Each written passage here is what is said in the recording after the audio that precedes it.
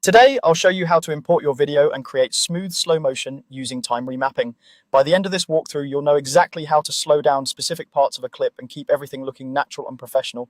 First, make sure your video is already imported into your project and placed on the timeline as a video layer. Once you can see your clip in the timeline, you're ready to start working with its timing. Begin by right-clicking directly on the video layer in the timeline.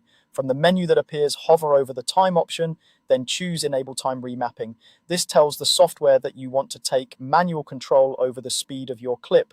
You'll see new keyframes appear at the start and end of the layer, which represent the timing of the entire shot. Next, decide where you want your slow motion to begin and end. Move the playhead to the frame where you want the slow motion to start. Click the diamond icon next to Time Remap to add a keyframe at that point. Then move the playhead to where you want the slow motion to end and add another keyframe there. These two keyframes define the section of the video that you'll be slowing down. Now it's time to actually slow the clip down.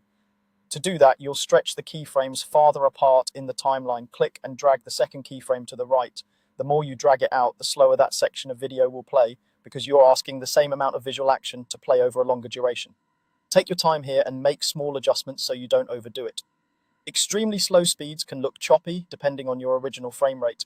To make the slow motion look smooth, you'll want to apply frame blending. On the timeline, enable frame blending for your video layer, then set the method to pixel motion. This tells the software to create in-between frames using motion analysis, which usually results in much more fluid slow motion compared to simple frame blending or frame sampling. Keep in mind that pixel motion can be more processor intensive, so previews might render a bit slower. Once frame blending is applied, preview your clip, play back the section where you added the slow motion, and pay attention to how the motion feels. If it looks too slow, or if you notice artifacts or unnatural warping, stop the playback and nudge the keyframes closer together to slightly increase the speed. If you'd like it slower, drag them a bit farther apart. Repeat this process of previewing and adjusting until the motion feels natural and matches the mood you're going for. When you're satisfied, you've successfully used time remapping, keyframes, and frame blending to create clean, controlled slow motion in your video.